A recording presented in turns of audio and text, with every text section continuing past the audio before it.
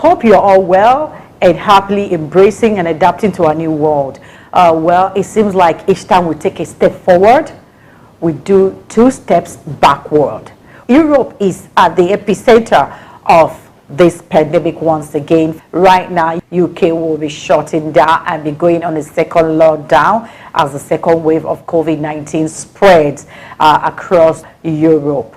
This is very frightening and disheartening, which means that travel to the part of the world will be heavily restricted once again. British nationals currently abroad are advised that they do not need to return home immediately. However, they should check with airlines or travel operators on arrangement for returning. Some of the largest holiday companies and airlines have now updated their travel advice and set out how bookings can be changed or cancelled. What a huge blow to aviation and travel in general. It's going to be a long road to recovery.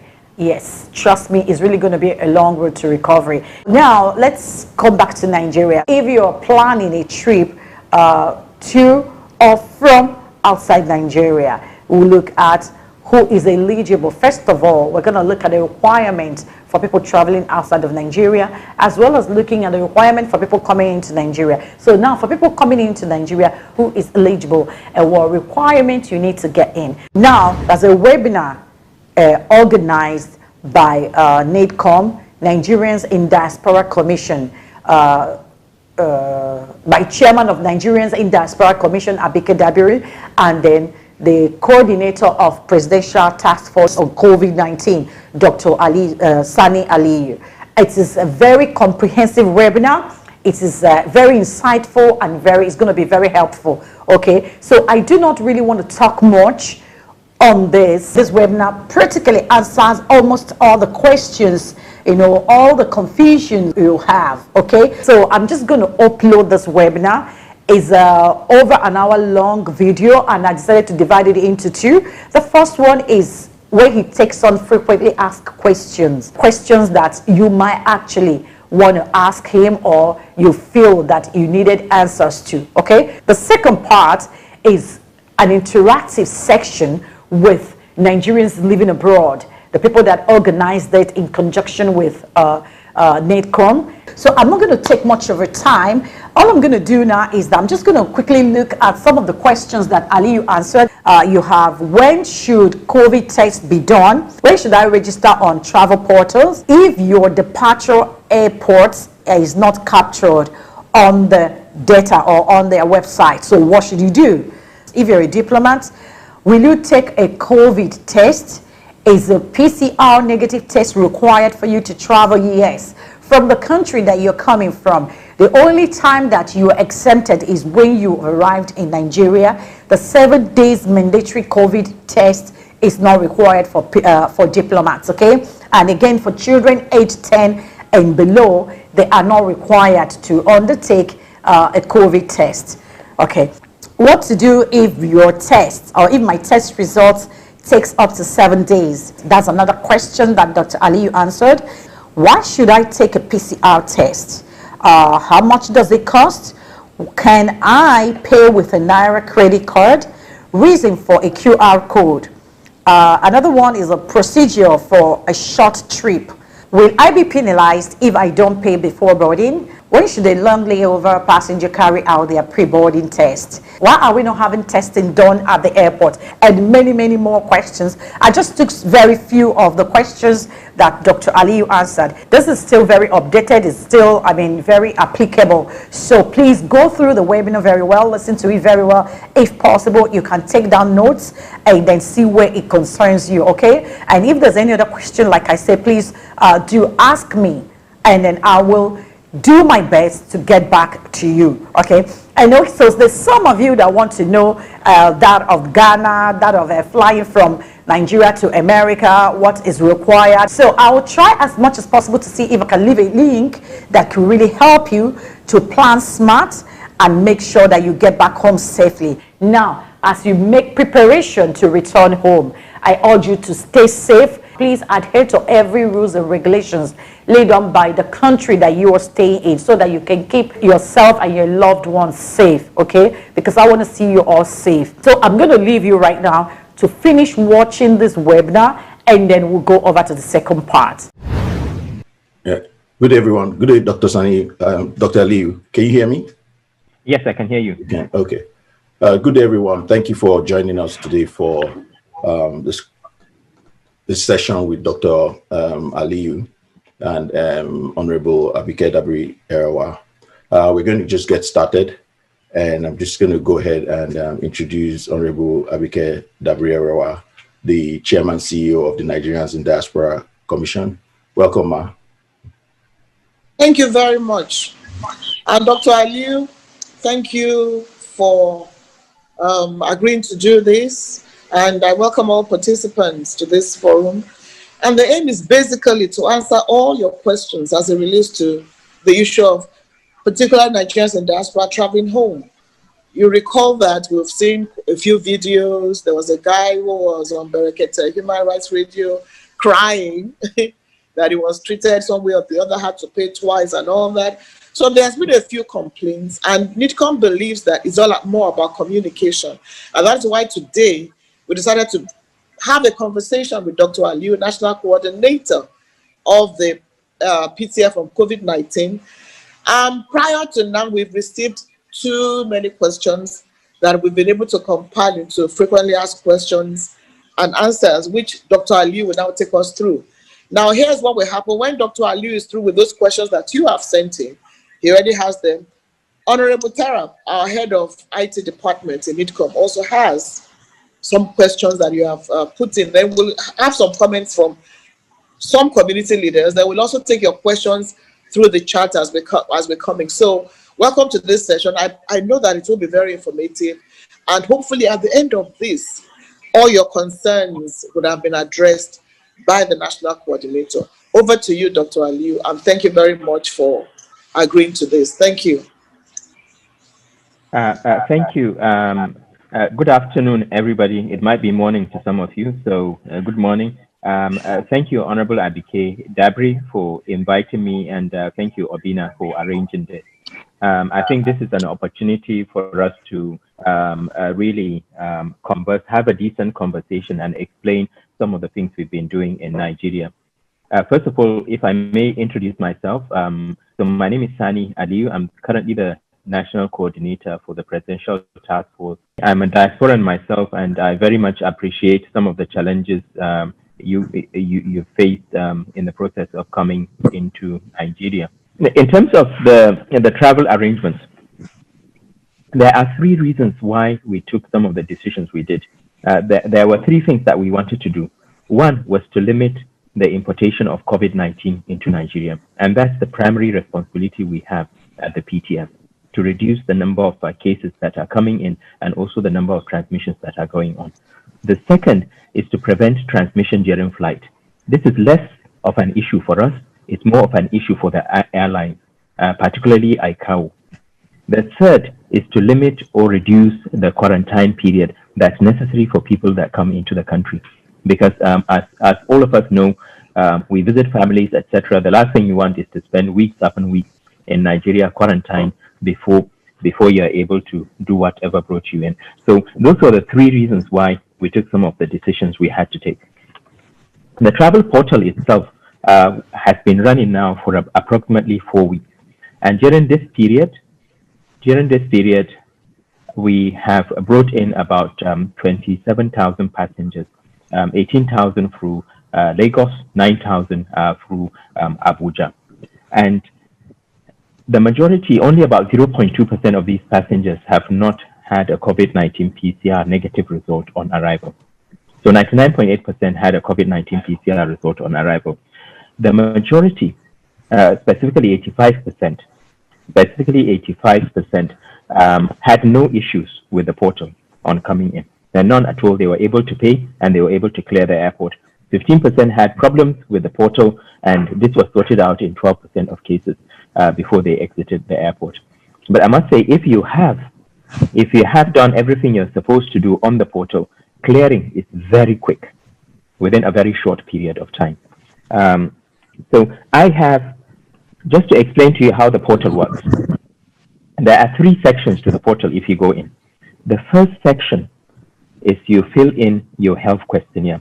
This is the very same paper copy health questionnaire that we used to give in the airlines on your way into Nigeria. So you fill it in. The next section is you upload your COVID-19 PCR test result. The PCR test result needs to be valid for at least 120 hours before you board. Now, we have been very generous. We started off with 96-hour validity. But because of the difficulties that people were having from the US or far-flung places in terms of being able to meet that 96-hour validity, we had to extend it to 120 hours. But the majority of countries that require arrival results have turnarounds of 72 hours. The reason why we have to shorten the time period between the time you have the test and the time you board is because we want as much as possible the result to reflect your current status in terms of your infectivity. In terms of your infectivity. And I'll give you an example. If you come in, let's say you do your test 24, 48 hours before you board and you're in the UK. On your way to the airport, you pick up COVID. When you arrive Nigeria, even though you have a negative PCR result, if you arrive Nigeria and we test you straight away, we would only pick up about less than 10% of cases that will seroconvert, having picked up the infection. If we delay that test until day 5, we'll pick up about 85%. If we delay that test until day 7, we will pick up about 96%. So the longer we delay testing up to the end of the incubation period, which is 14 days on average, the more likely we are to pick up a positive result. And indeed, when we look at the figures we have for Lagos, for instance, when we started this, we had 2,400 passengers that were tested for Lagos, 2,403. These were all passengers that had negative COVID-19 PCR tests before boarding. When they arrived Lagos at day 7, we tested them. 80 of them, 80, were positive with COVID. And this is just 2,400 passengers. We get between 5,000 to 7,000 passengers every day coming into Nigeria if we were to open all the airports. So you can imagine the number of new infections that we'll be importing. If we had tested those 2,400 on arrival, we would have only, it's very unlikely, we would probably have picked up only a fraction of those ones. And Lagos has put so much investment into their COVID response. Do you really think they would accept a situation where between 150 to 200 new cases potentially will be coming into Lagos every day?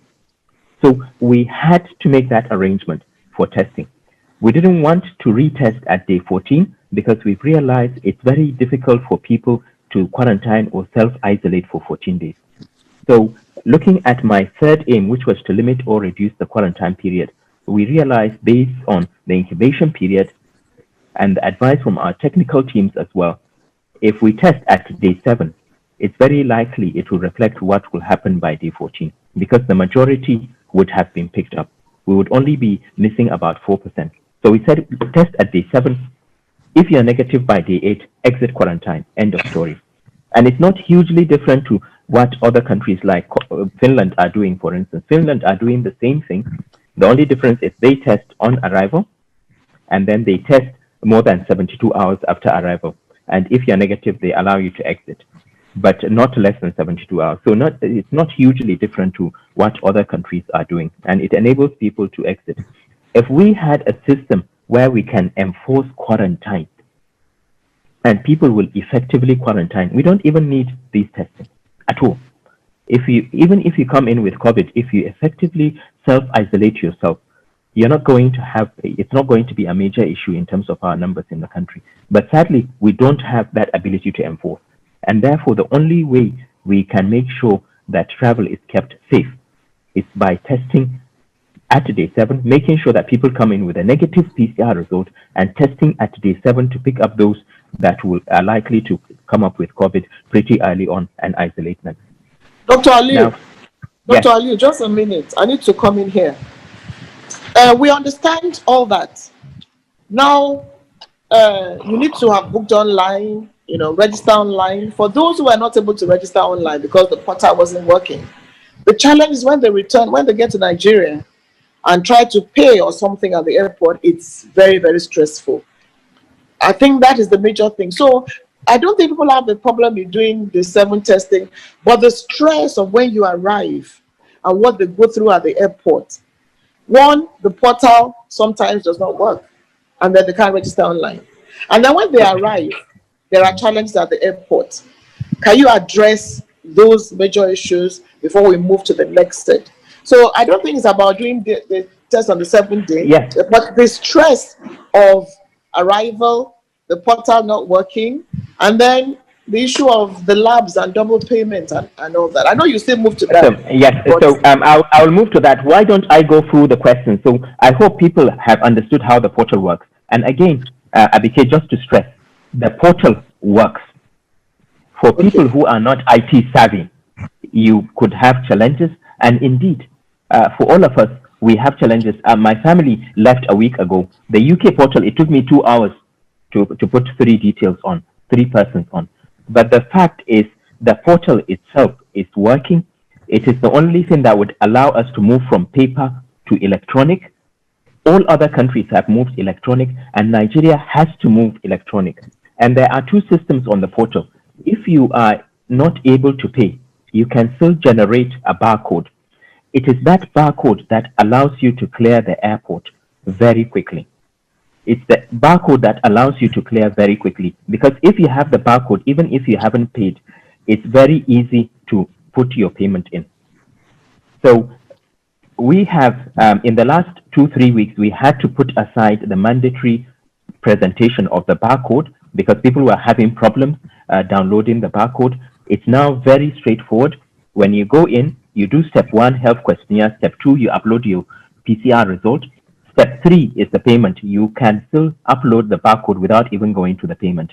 And in the coming weeks, Abike, we will be making the barcode mandatory because it's the only way we can get rid of the paper side, so that we can follow and be able to track changes. But let me go through the questions and answers. I've got 20 of them, and I think they will answer most of the issues that people have. So the first one is, why do international travelers have to use the portal? And somebody was asking me, what is the portal? The portal we're talking about is the Nigeria International Travel Portal. And it's because Nigeria needs to move away from paper copies, we need electronic systems to be able to document, track, verify, and store accessible information. And with 5,000 to 7,000 passengers coming in every day, it is impossible to use hard copies. Abike, it's impossible. This system allows us to open the airports. And I can tell you, if we didn't have this system, we would still have been struggling to open the airports in late October. So it's a choice between opening up safely and having this system with some of the inconvenience that might be attached to it, or keeping the airport closed until such a time that the COVID response goes away. And there are countries that haven't opened up their airports. South Africa is only about to open now. A lot of countries throughout the world continue to have these restrictions because this is the new normal. So when should the pre-boarding COVID-19 test be done?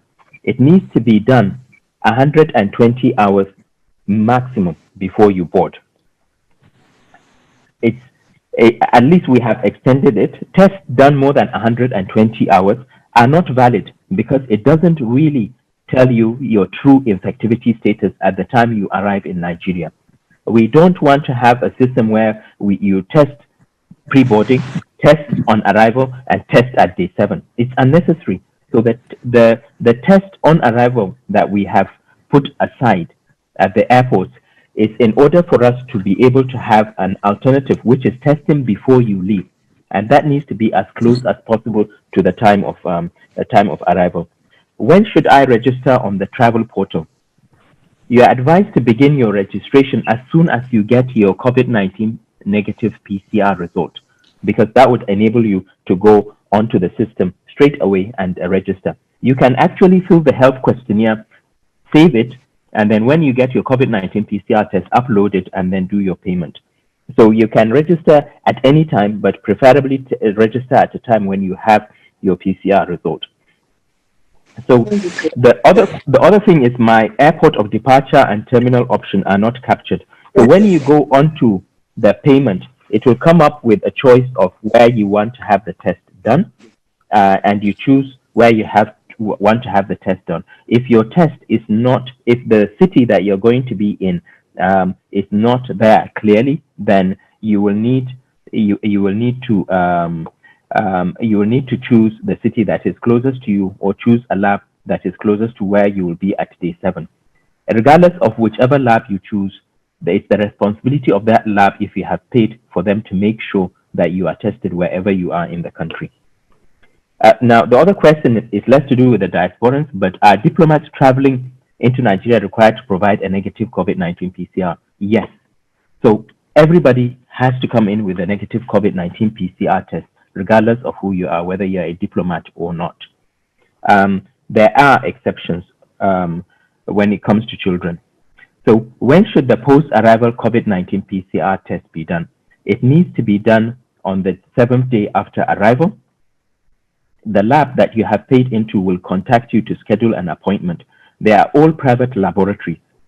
However, if you develop symptoms of COVID-19, you will need to continue self-isolating, and you contact the state emergency helpline or the NCDC helpline, and we will be providing information leaflets to passengers when they arrive.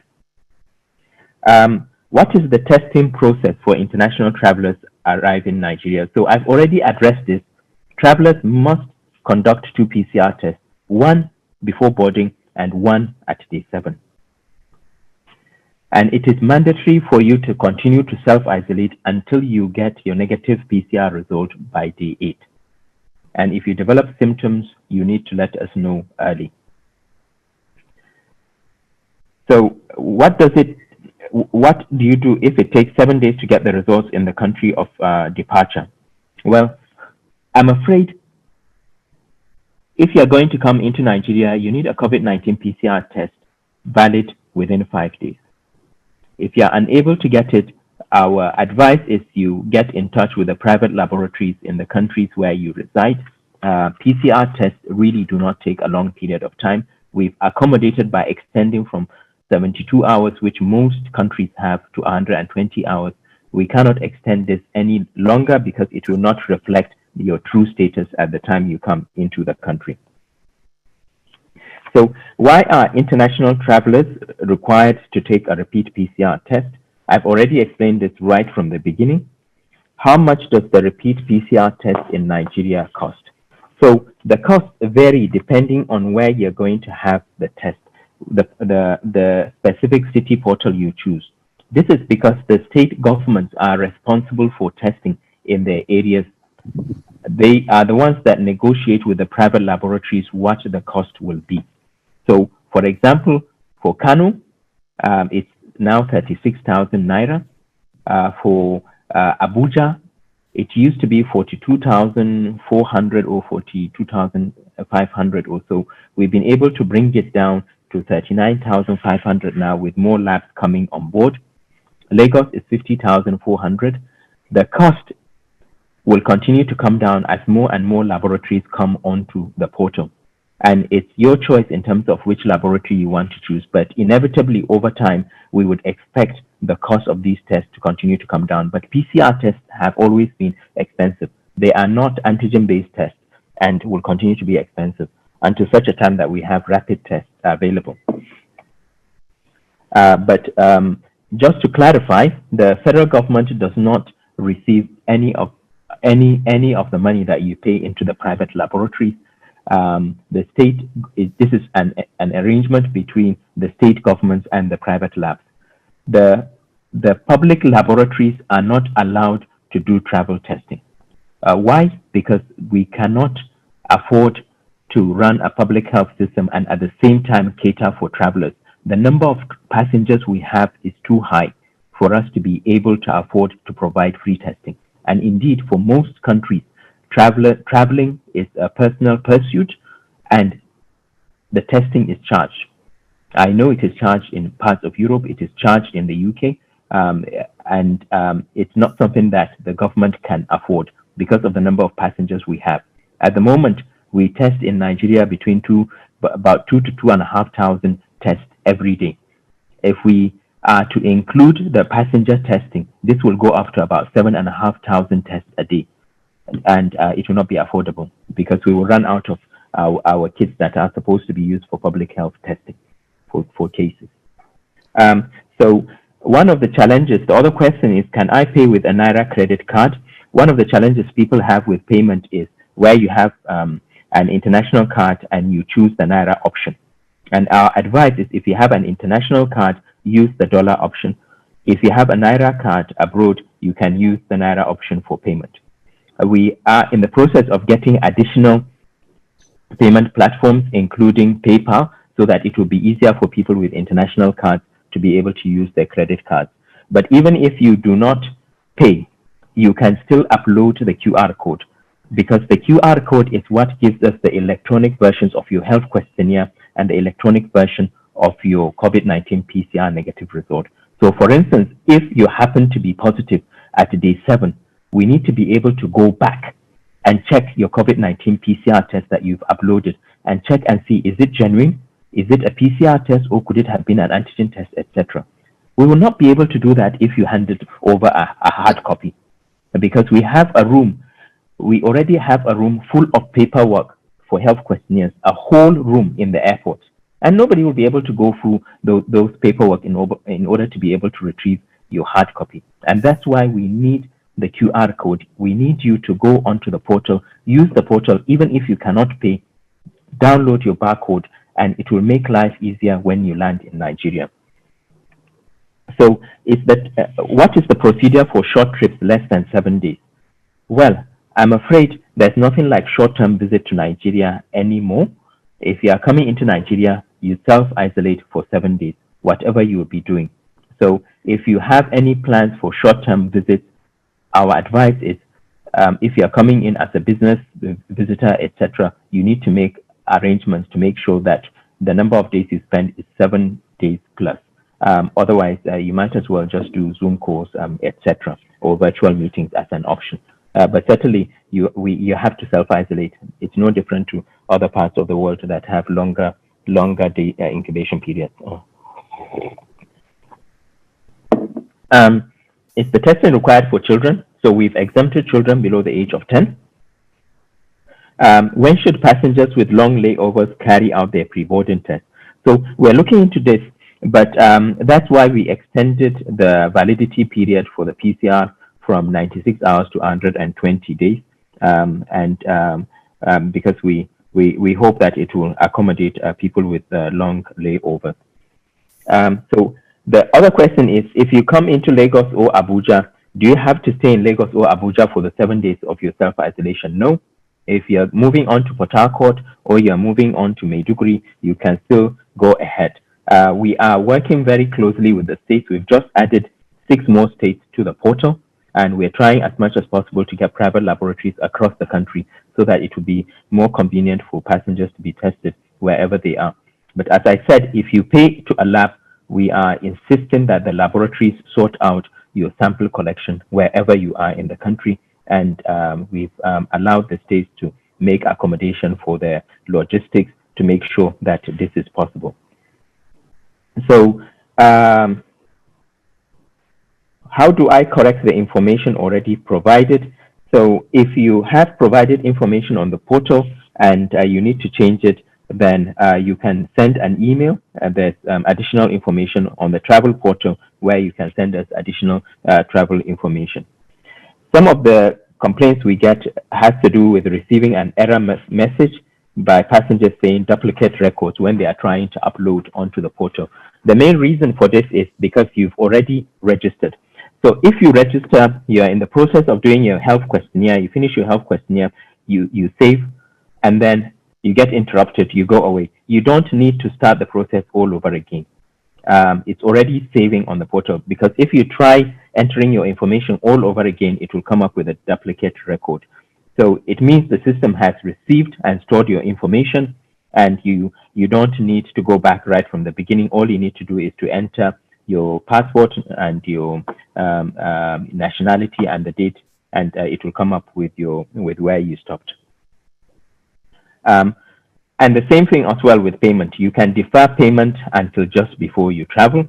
All you need to do is you go in, log on again, select the make payment module to retrieve your data already captured, and you go ahead to pay.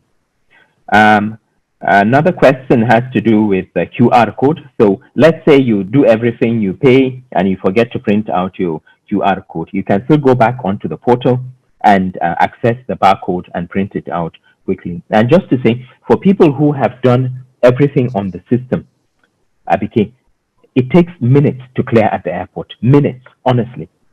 And we've had, just as much as we've had a lot of complaints about the portal, we've also had a lot of compliments. We've had colleagues, we've had people coming back from abroad saying that our portal actually works compared to what's happening in other countries, particularly in Africa, where there's very little being set up, maybe because of they don't have the resources to do that. And even in Nigeria, Abike, the portal, if not for the private sector, we wouldn't have gotten this far. It would have taken us much, much longer to do so. But we were able to work through the Coalition Against Coronavirus Disease with GT Bank, Access, the Dangote Foundation, and a part of the oil sector. And they were the ones that supported the setting up of the portal. Because for the business community, it was in their best interest for the international airports to open up. And I can recall when the airports were closed, there was as much problem for people in the diaspora. In fact, there was more, because the option here, Abike, is you wanted to travel. There will be some inconvenience during the COVID pandemic, there's no doubt, but at least we've opened things up. We've allowed you to travel in a more safer way. The people that you have within the cabin in the airlines, they've all been tested and they are COVID-19 PCR negative. So you have some comfort that the person you're sitting with by your side who is not wearing a mask and you're eating and chatting with is not infectious at the time they board. And when you arrive in Nigeria, we from our own side, from our own responsibilities, we have made sure that we have limited the risk. You cannot eliminate it altogether, but we've mitigated the risk of additional importations coming in. And if they do come in, we have a system by testing later on, a week later after arrival, to pick up those that have the disease fairly early on before they transmit it to others. So it's an option that we have, because the other option is not to open the international airports and just leave it closed, but it will be detrimental to our economy, it will harm our businesses, and it will not allow people from the diaspora to be able to travel, as well as other travelers as well. So the other issue, the last question, I think, has to do with the issue of failed payment. And this is what has generated the most angst. And what I wanted to say is, if you are charged more than twice, there's a system that would allow you to be refunded. The gentleman who came back from Canada, the issue was he couldn't get to the right people, but we've now set up a customer support center. We've set up additional support at the airport. We are providing additional information leaflets. And if you pay, you now have a transaction code that will come to you in the same way that if you pay for any other bank transaction that you can use to approach a lab. And we've told the labs, even if they haven't received confirmation of your payment, if you have the transaction code that will show clearly that you have paid to so-so lab at so-so date, this amount, they will have to take your sample. And they can sort it out later. So the delays in payment verification reaching the labs is already being solved. We have training already underway today, where the administrators, the senior managers in the laboratories will now have admin access to the portal. So they can go into the portal and check for payments. So there shouldn't really be any issues with regards to verifying payments. But overall, the portal, to summarize what I'm trying to say, the portal is working. 85% of passengers have no problem with this. The small percentage that have a problem with it is sorted at the time of arrival. People do not need to be afraid of using the portal or coming into Nigeria for their businesses and family visits, etc. We are trying as much as we can to make your experience, your travel experience, pleasant. But just like in any other part of the world, this is COVID. There will be inconveniences attached to it. And I am pleading with people that are traveling to use the portal. Even if you cannot pay, download your barcode. It will enable us to have electronic versions of your health questionnaire, electronic versions of your COVID PCR result. If you don't, in the coming week, we will make it mandatory for the QR code to be available to airlines before people travel. So this is the only way we can move on to an electronic version. We have customer support available, and we will be very happy to continue to receive feedback from you. But the portal, I'm afraid, has come to stay. It's the only way that we can enable our airports to operate safely and to increase the number of flights. We've just increased the flights coming into Lagos today. We were having only 4 flights. We've increased the flights to 7. We will now have 2,500 passengers coming into Lagos. We are keeping Abuja at around 1,300, 1,400. But that means that we are now accommodating 50% capacity. We used to accommodate 20 to 30% capacity. And finally, just to re-echo again, looking at just the first 2,400 persons that we've tested since we started this system. At day 7, we've picked 80 passengers with COVID. These are people that we would have missed if we hadn't tested them at day 7. If we had tested them at day 1 on arrival, we would have missed up to 90% of them. So that in itself is further confirmation that we have to do the testing. And it allows people to exit. You can stop isolating at day 8. Whereas if we don't do the testing, the only option we have will be to quarantine or self-isolate you for 14 days. And even then, we don't have any certainty that you're actually self-isolating.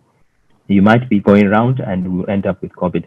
This is a temporary situation. COVID will go away eventually, but we need to make sure that the amount of work we have put into the country's response is we are not dragged back again, as we can see with some of the issues that are now cropping up in Europe, possibly linked to tourists, etc. Over to you, Abike. Thank you. Okay, thank you very much. Some questions are coming in the chat. Number 1, can you share the portal with everybody? The portal at the. Yes. So I will type it. I'll type it in because we do have concerns. We've been told that people are trying to set up something very similar. I will just type it in, and it should come up. It's https .//nitp.ncdc.gov.ng. Okay. Thank you. Okay. Then again, when are you likely to have this rapid testing? We can't find you on the line. Yes, so good question. So the antigen test, the rapid test, they are all based on the presence of protein on the surface of the virus. The ones that have been validated so far have been shown to have a much lower sensitivity than the PCR test. In fact, the 2 that are likely to come out, of which one is one of those that the WHO have just placed on the EUA, is going to be licensed only for people with significant symptoms. Because think of it, if a test is not very sensitive, like the antigen test, you need to be excreting a lot of the virus in order to have a positive result.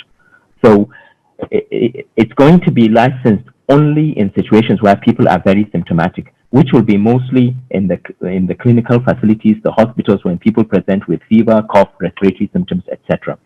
The WHO, in fact, have made it very clear that it shouldn't be used for low-risk populations, including travelers, because you're going to miss a large chunk of them. In the US, they use a lot of the antigen tests, and apart from the US, in other parts of the world, we know that the sensitivity is around 60, max maybe 70% in the field, when you compare it with PCR. So you'll be missing about 3 to 4 out of every 10 confirmed cases of PCR.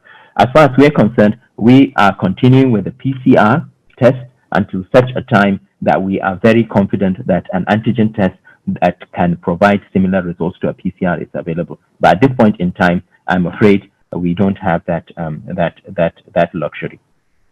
Okay. Thank you very much. A lot of questions are coming on in the chat, and I think you've addressed some of them. Yes, I have. I think you've addressed virtually everything. Yes. Yeah.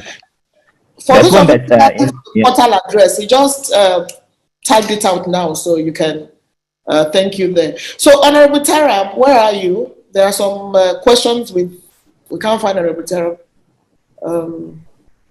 Okay, so just to clarify, so for my family, I was using the UK portal to get them back to the UK. And it took me more than an hour to put the details for 3 persons.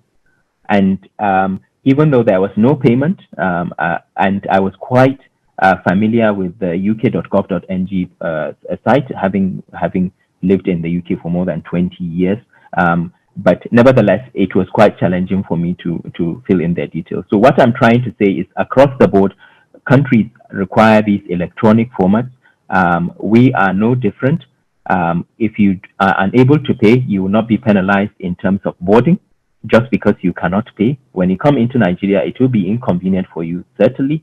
But what we are most interested in is you need to be able to upload your documents so that we can stop this silly thing of having hard copies that cannot be of any use and that are environmentally unfriendly. Okay, thank you very much. Obina, I think you've addressed virtually everything on the chat, but they are still asking for the portal address. Does it vary from country to country? Somebody's asking, because you just said you used it. So it's the same. So can you just write it out again? So I'll write it out again, but I will also say if people search for NCDC, they can actually access the site through NCDC. But NITP, Nigeria International Travel Portal .ncdc.gov.ng, and of course it's HTTPS to show that it's a secure site.